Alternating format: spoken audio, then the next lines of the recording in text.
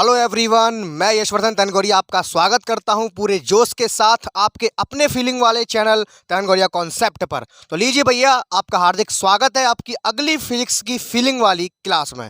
तो भैया हम आपको बता दें एक बार फिर से कि हमने क्लास 12th के लिए यूपी बोर्ड के लिए क्लास 12th की फिजिक्स की फीलिंग वाली सीरीज को स्टार्ट किया है, जिसमें मैंने सारे इंपॉर्टेंट डेरिवेशंस को एक ही प्लेलिस्ट में पिरोया है। तो अगर आपने इससे पहले वाले डेरिवेशन नहीं देखे तो उनको भी देख लेना, प्लेलिस्ट का लिंक आपको नीचे डिस्क्रिप्शन में मिल जाएगा। तो भैया आज मैं लेकर के आया हूं आपके लिए मोस्ट इंपोर्टेंट टॉपिक। तो चलिए फटाफट से जल्दी से एक रफ नोट वगैरह पे लेके बैठ जाइए। चलिए आज की क्लास को शुरू करते हैं। देखिएगा तो देखिए भैया, टाइम है कम, सवाल है बड़ा। मैं आपसे यही कहता हूँ, मेरा स्पीड से कराने यही एक मतलब है कि कम समय में ज़्यादा कंटेंट दे पाऊँ और आप लोग भी कम समय में ज़्यादा लिखने की प्रैक्टिस कर पाएँ। तो देखो भैया, आज हम नया टॉपिक शुरू कर रहे हैं, प्रिज्म द्वारा प्रकाश का अपवर्तन। बहुत ही सिंपल है, थोड़ा सा जानेंगे प्रिज्म क्या होता है। देखिए प्रिज्म भैया एक ऐसा सममांगी पारदर्शी माध्यम होता है। सममांगी का मतलब है जिसके एक ऐसा माध्यम जिसके हर एक पॉइंट पर एक सी गुण दिखाई दें, बिल्कुल एक समान है।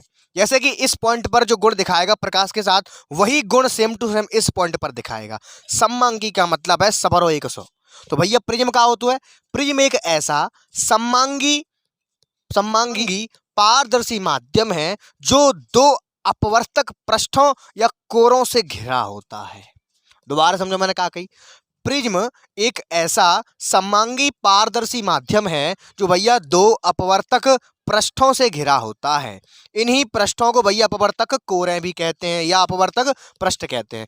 ऐसा करके तो तुम देख पा रहे हो, ये जो प्रकाश जो प्रिज्म है का है, एक सममांगी है, यानी कि सब जगह 100 है, पारदर्शी है, प्रकाश आर पार है। ऐसा कहते हुए भैया इसका 3D फिगर मैं नहीं बना सकता। यहाँ पर 3D फिगर में तुम कल्पना करोगे, ये जो गुटका है कांच का होता, अपने दिमाग में फीलिंग करवाए क्या कहना चाह रहा हूँ मैं।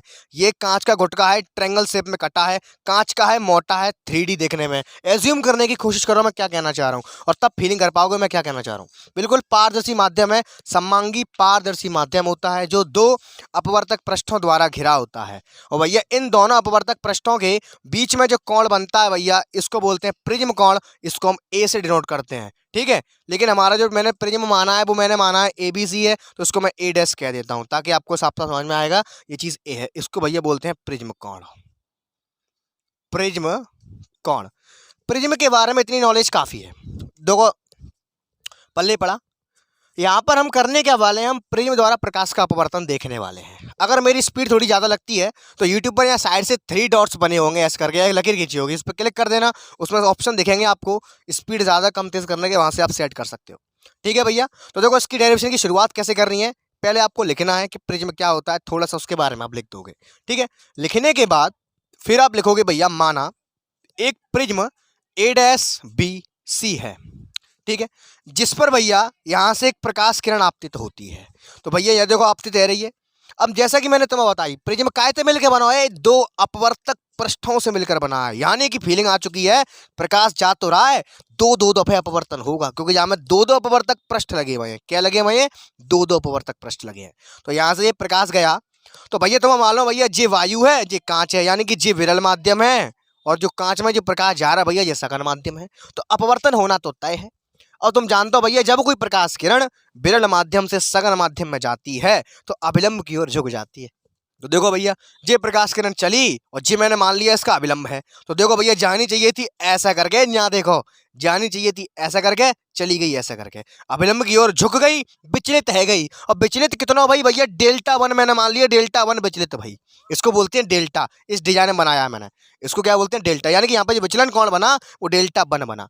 जानी चाहिए थी ऐसा करके, अपने मार्ग से विचलित है गई, इसी घटना को क्या कहते हैं? अपवर्तन कहते हैं। मैं चीजें बार बार रिकॉल करता रहता हूँ, ठीक है। जी है कि विचलित, बहुत बढ़िया। अब देख रहे थे, देखो आपतित किरण और अभिलंब के बीच बना कौन होता है भैया? आपतन कोण। तो I1 मैंने माना है। I1 क्यों माना है? क्योंकि भैया दो दफे अपवर्तन होगा तो दो कोण बनेंगे, इसीलिए माना है। तो भैया जी I1 हो गया। उसके बाद इसका अपवर्तन हो गया, तो भैया आप जानते हो कि आप अपवर्तित किरण और अभिलंब के बीच बना कौन भैया अपवर्तन कोण कहलाता है। तो ये पहले पृष्ठ की बात चल रही है, तो भैया मैंने इसको R1 कह दिया, जो को नंबर कहानी डन है। आगे चली प्रकाश किरण, तो भैया दूसरे अपवर्तक पृष्ठ पर पहुंच गई। तो भैया मैंने कहा कि ये दो अपवर्तक पृष्ठ लगे हैं तो दो दफे अपवर्तन होगा, तो यहाँ से का भाव अपवर्तन भाव। तो यहाँ पर भैया मैंने आपको दिखाने के लिए एक अभिलंब डाल दिया, और तुम जानते हो अब जी माध्यम कौन सा है? सघन माध्यम। अब जाएगा मेरे ये वायु में, तो जब कोई प्रकाश किरण सघन माध्यम से विरल माध्यम में जाती है तो अभिलंब से दूर हटती है। तो यहाँ देखो ये जानी चाहिए थी ऐसा करके, अभिलंब तक दूर हट गई और नीचे आ गई वो और न्यों करके चली गई। मानना चाहो तो भैया इसको कोई बिंदु मान दो, इसको कह दे रहे हैं एस। ठीक है, तो क्या लिखोगे भैया? तो यहाँ देखो जी अपवर्तित है, अब लिखवा दूंगा कैसे लिखना है, केवल चित्र समझ लो। ठीक है, तो भैया जी क्या है कि अपवर्तित है। अब यहाँ देखो ये जो किरण है ये आपतत किरण होगी इस वाले पृष्ठ के लिए, ये जो किरण है ये इस पृष्ठ के लिए आपतित किरण होगी। तो भैया आपतित किरण और अभिलंब के बीच बना कोण आपतन कोण कहलाता है। अब भैया यहाँ पे मैंने खेल खेला है। मैंने क्या खेल खेला है?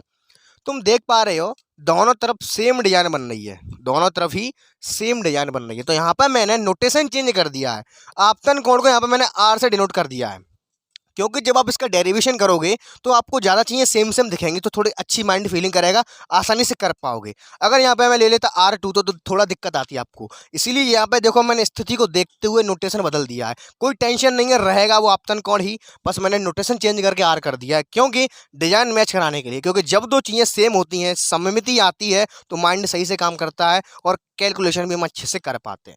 कोई टेंशन नहीं लेने का है। तो भैया यहाँ पे जो आपतित किरण थी ये वाली इस पृष्ठ के लिए, तो आपतित किरण और इस अपवर्तक पृष्ठ के बीच में, और जो अभिलंब खींच रखा है मैंने, तो तुम जानते हो आपतित किरण और अभिलंब के बीच बना कोण होता है आपका आपतन कोण। ये मैंने मान लिया है R2।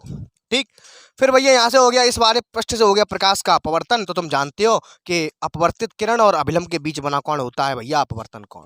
तो बस मैंने नोटेशन चेंज कर दिया है, क्यों किया है? तो कि design same to same match कर रही है। तो मैंने यहाँ पे जो अपवर्तन कोण है मैंने I2 मान लिया है, और यहाँ पर जो आपतन कोण है भैया मैंने वो R2 मान लिया है। ठीक है, अब तुम जानते हो भैया अपवर्तन माने क्या होता है? प्रकाश का विचलन। जिस तरह से ये किरण ऐसे जानी चाहिए थी, ऐसा चली गई, डेल्टा वन इसका विचलन कोण हो गया। वैसे ही ये जो किरण है ये ऐसे जानी चाहिए थी, लेकिन ऐसा चली गई, ऐसा जा रही लेकिन ऐसा चली गई, आगे तो देख नहीं पाओगे। इसलिए मैंने इसका विचलन देखने के लिए इसी रेखा में इसको पीछे बढ़ा डाला, ताकि ये देख सकते हैं हम कितना विचलित हुई है।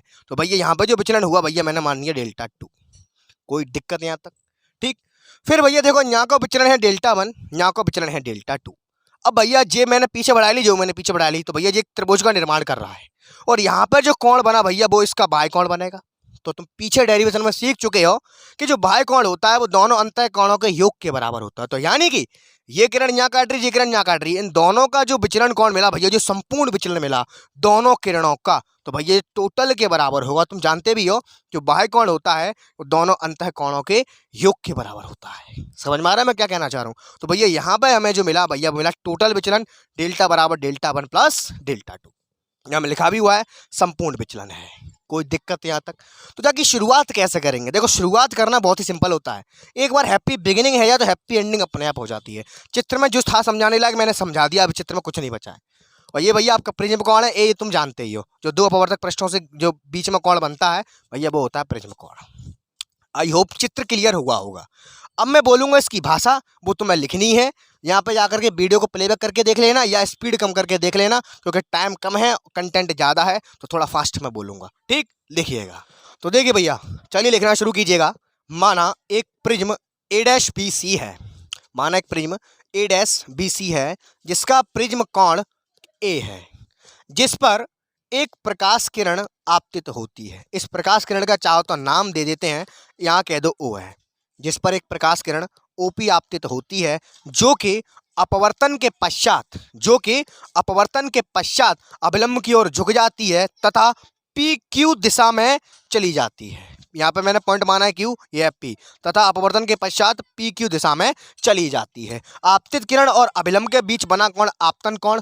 पहले पृष्ठ के लिए यहाँ लिखेंगे, पहले पृष्ठ की बात चल रही है, पहले पृष्ठ A'(C) के लिए आपतन कोण I1 है तथा अपवर्तन कोण R1 है। यहाँ तक कहानी डन है।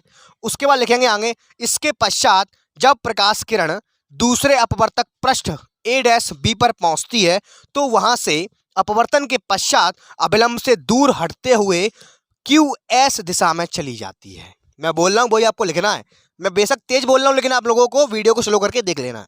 ठीक है, दूसरे पृष्ठ से अपवर्तन के पश्चात भैया वो QS दिशा में चली जाती है। दूसरे पृष्ठ पर किरण का आपतन कोण R2 है तथा अपवर्तन कोण I2 है। फिर तुम आगे लिखोगे, तथा पहले व दूसरे पृष्ठ पर किरण के विचलन कोण क्रमशः डेल्टा 1 तथा डेल्टा टू है। फिर लिखोगे आगे, तथा इन दोनों किरणों को विपरीत दिशा में आगे की ओर बढ़ाने पर दोनों के कटान बिंदु पर इन दोनों किरणों का संपूर्ण विचलन कोण डेल्टा प्राप्त होता है, जो कि संपूर्ण विचलन है। लिख देना यहाँ पे, डेल्टा बराबर delta one plus delta two. फिर लिखोगे तब, बस हो गया, इतनी थ्योरी लिखनी है तुम्हें बस। अब देखो शुरुआत कैसे करनी है, इतना देखो, तुम बचपन से एक चीज जानते हो, अगर कोई दो लाइन ऐसे करके आपस में कट कर रही हैं तो जे कोण और जे कोण बराबर होगा। तुम जानते हो भैया, ये शीर्षाभिमुख कोण होता है, इनका शीर्ष एक ही है।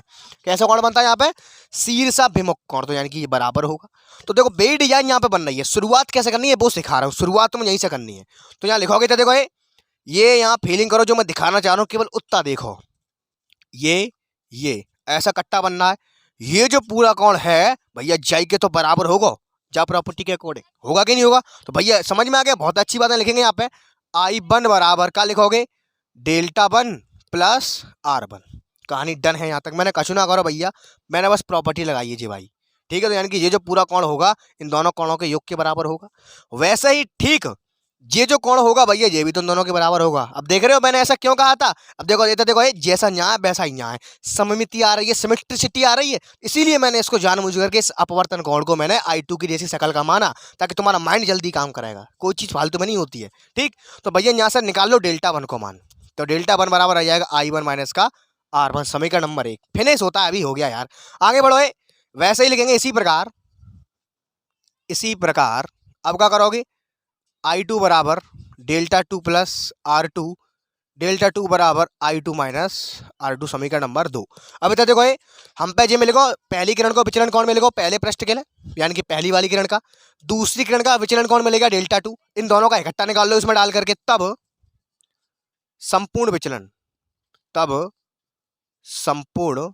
विचलन तो क्या होगा भैया, डेल्टा बराबर delta one plus delta two लिख लो फटाफट, delta one plus delta two. Delta one का वैल्यू कहाँ है, वो गया ऊपर, I1 minus R1 plus I2 minus R2। आई भाई एक तरफ कर लो, I1 plus I2 minus common ले लिया, R1 प्लस R2, डेल्टा बराबर, इसको मानते हैं भैया समीकरण नंबर 3। बहुत बढ़िया, आगे चलते हैं। इतना करने के बाद आगे क्या करना है भाई, इतना करने के बाद फिर तुम्हें इसके अंदर ढूंढना है चतुर्भुज। देखो जी मिल गया, तो देखो P A dash Q T। इतना करने के बाद यहां से शुरुआत करनी है, उसके बाद आपको पहुंचना है सीधे चतुर्भुज पे, P A dash Q T, यहां आपको पहुंचना है। क्या लिखता हूं मैं, तब चतुर्भुज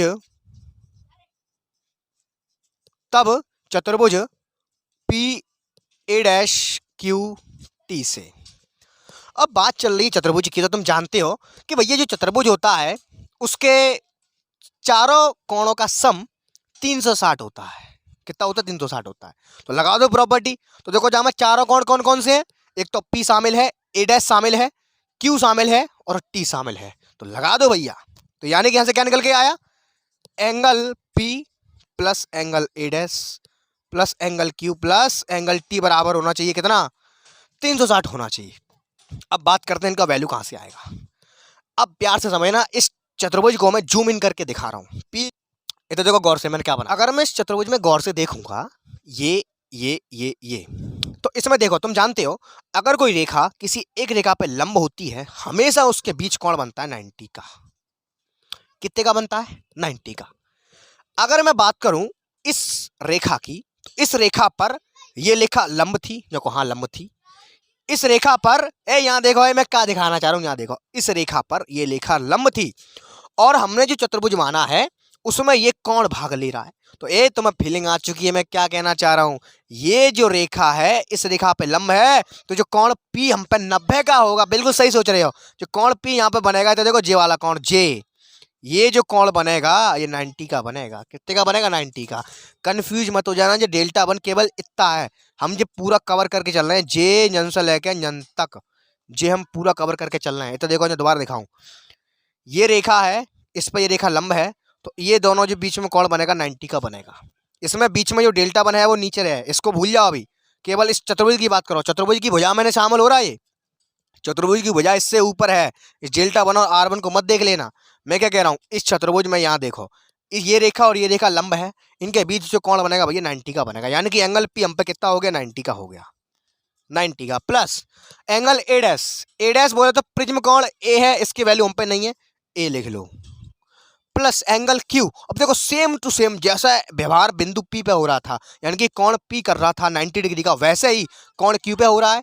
ये जो रेखा है इस पर लंब है, तो इनके इनके बीच जो कोण बनेगा 90 का बनेगा। मैं केवल चतुर्भुज की बात कर रहा हूँ, इसको क्यों देख रहे हो यार, मैं केवल इसकी और इसकी बात कर रहा हूँ, इसकी और इसकी, वैसे ही इसकी और इसकी बात की थी। इसके बीच कोण कितना बना, 90 का, इन सबको भूल जा, इसके और इसके बीच कोण कितना बना, 90 का। तो एंगल क्यू का जो वैल्यू आ गया भैया वो भी 90 आ गया। प्लस एंगल टी, अब यहाँ देखो ये एंगल टी पे ऐसा कुछ नहीं है, एंगल टी पिचका हुआ है, यहाँ पे जो कोण बन रहा है 90 का नहीं बन रहा है, तो भैया इसका हम पे वैल्यू नहीं है, यहाँ पे 90 नहीं रख सकते हैं, तो यहाँ टी रहेगा बराबर में 360 रहेगा। दोबारा समझो यार, डाउट लेने की जरूरत नहीं है, मैं क्या कहना चाह रहा हूँ, दोबारा देखो। हमें साफ साफ मालूम है कि जब दो रेखा लंब होती है ना कोण बनता है 90 का, तो भैया केवल जाई बुझा पे और जाई बुझा पे तो रेखा लंबी, इन पे थोड़ी लंबी, तो भैया ये नहीं कह सकते हम, ये प्रॉपर ऐसे करके सीधे होंगे ना, ये पिचके हुए भी हो सकते हैं, 90 का नहीं कह सकते हम। 90 केवल हम इन्हीं दो को कह पाएंगे, क्योंकि भैया यहाँ पे 90 का बनना है, क्योंकि दो रेखाएं एक दूसरे पर लंब है, इसीलिए मैंने ऐसा करा है। तो जिसकी वैल्यू हम पता कर सकते थे चित्र के द्वारा, हमने पता कर ली, नहीं कर सकते थे नहीं करी। अब देखो जन से निकाल लो, कहाँ निकल के आवेगा, ए प्लस टी बराबर 360 माइनस का 180, यानी कि ए प्लस टी बराबर कितना आएगा, 180, यानी कि टी बराबर कितना आएगा, 180 माइनस का ए। इसको मान लेते हैं समीकरण नंबर 4। अब बात करते हैं इस टी का वैल्यू कहाँ से मिलेगा। चतुर्भुज में बांधने के बाद अब देखो टी का वैल्यू निकालेंगे हम ट्राइंगल से, इससे, क्योंकि जो टी है हमारा वो इसमें शामिल हो रहा है, तो हम इस ट्राइंगल की सहायता से इस टी का मान निकालेंगे। तो आई होप आपने ऊपर का नोट कर लिया होगा, तो थोड़ा सा मैं रफ करता हूँ, ठीक है, देखिएगा। तो देखिए भैया, अब मैं बात करता हूँ इस ट्राइंगल से, नाव त्रिभुज, इसका नाम क्या है, पी टी क्यू से।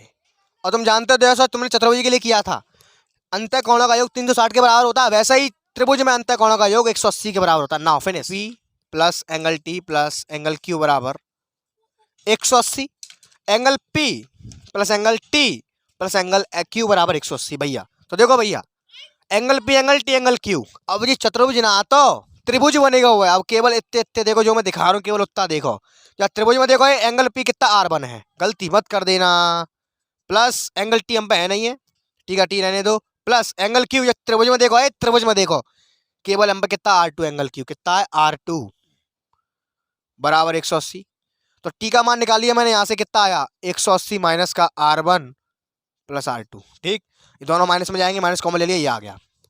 इसको नाम देते हैं समीकरण नंबर 5। यहाँ देखो ये समीकरण 4 और 5 दोनों ही टी के बराबर है, इनको बराबर करते हैं समीकरण 4 व 5 से, समीकरण 4 व 5 से, तो लो भैया कर दो बराबर, तो 180 माइनस का R1 प्लस R2 बराबर आ जाएगा 180 माइनस का ए, बहुत बढ़िया।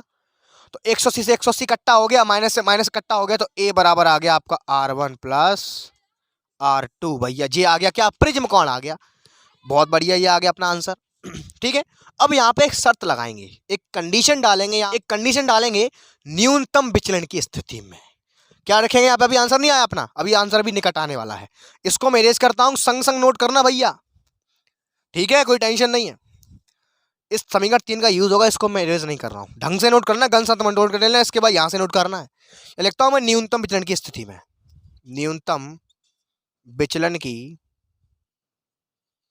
स्थिति में,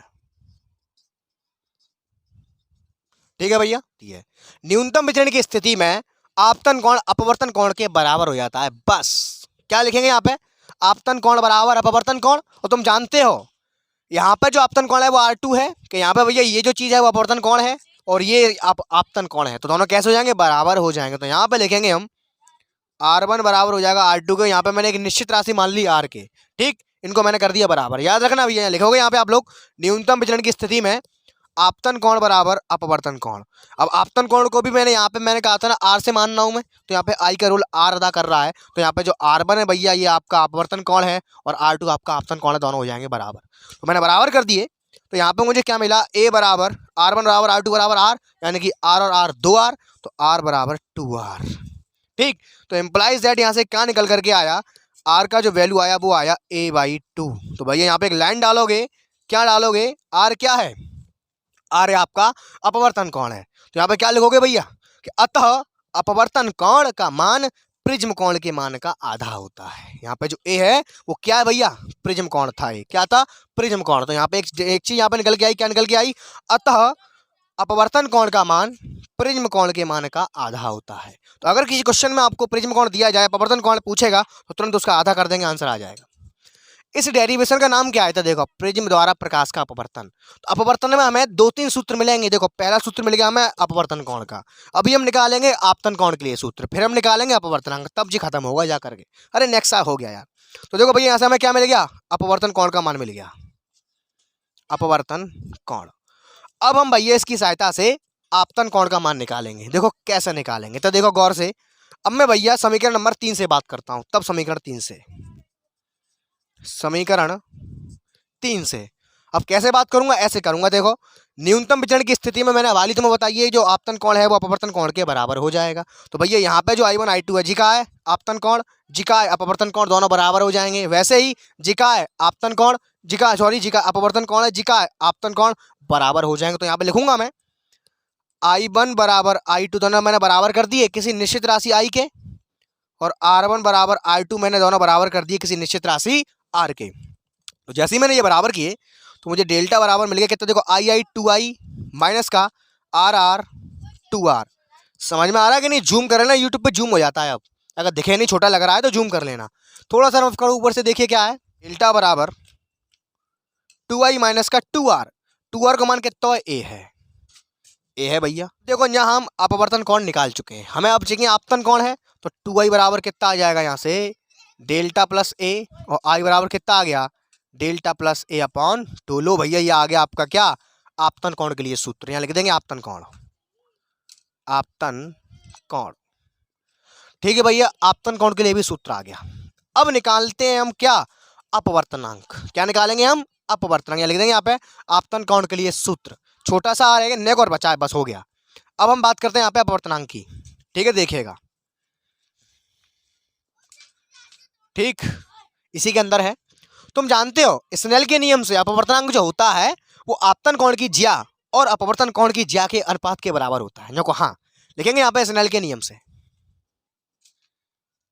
स्नेल के नियम से। राइटिंग मेरी थोड़ा सा खराब हो गई है। अब क्या होता है भैया, एन बराबर साइन आई बट्टे साइन आर।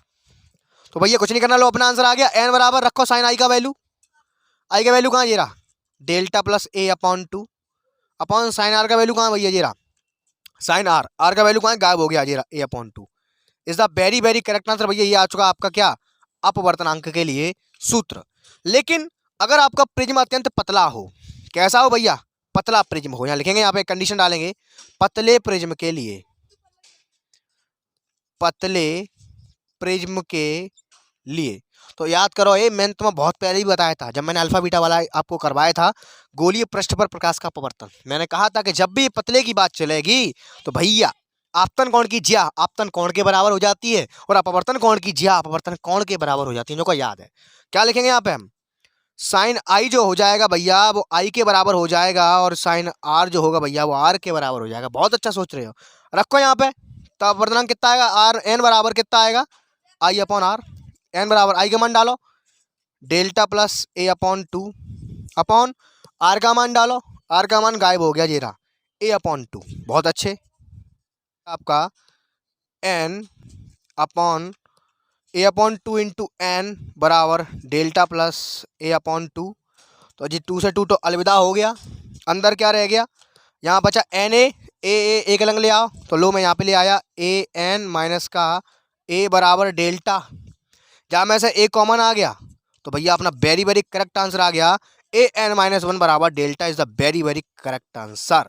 तो ये सूत्र आपको कब लगाना है, जब कह दे क्वेश्चन में पतले प्रिज्म का अपवर्तनांक ज्ञात करो, पतला कह दे तब ये सूत्र लगेगा अपवर्तनांक का, मोटा है तो जे लगेगा। तो आई होप पल्ले पड़ा होगा। यहाँ पे फिर से बता दूं, जो डेल्टा है वो आपका संपूर्ण यानी कि विचलन है डेल्टा, ए आपका क्या है, प्रिज्म कोण है, एन अपवर्तनांक है। तो यही होता है डेरिवेशन समाप्त। यहाँ लिख देंगे नीचे करके, अतः पतले प्रिज्म के लिए, यहाँ लिख देना भैया, नीचे मैं बोल रहा हूँ सो जगह नहीं बची अब, अतः पतले प्रिज्म के लिए अपवर्तनांक का सूत्र। ये लिख देना भैया, आपका आंसर आ चुका है। तो आई होप स्टूडेंट्स आपने लेक्चर को एंजॉय किया होगा। मेरा जो तरीका हो गया थोड़ा सा फास्ट कर दिया है मैंने। बोर्ड को देखते हुए आपको भी मेहनत से काम करना है। कोई भी डाउट अगर रह जाता है नीचे कमेंट करके जरूर बताएं। अगर अभी तक आपने मेरा व्हाट्सएप ग्रुप ज्वाइन नहीं किया है फटाफट से ज्वाइन कर लो, लिंक आपको उसका नीचे डिस्क्रिप्शन में मिल जाएगा। तो स्टूडेंट्स आई होप आज का लेक्चर आपको पल्ले पड़ा होगा। इसी के साथ मैं यशवर्धन तनगोरिया आपसे लेता हूं विदा। मिलते हैं एक और नेक्स्ट वीडियो में पूरे जोश के साथ। तब तक के लिए सी यू टुमारो के बाय एंड टेक केयर।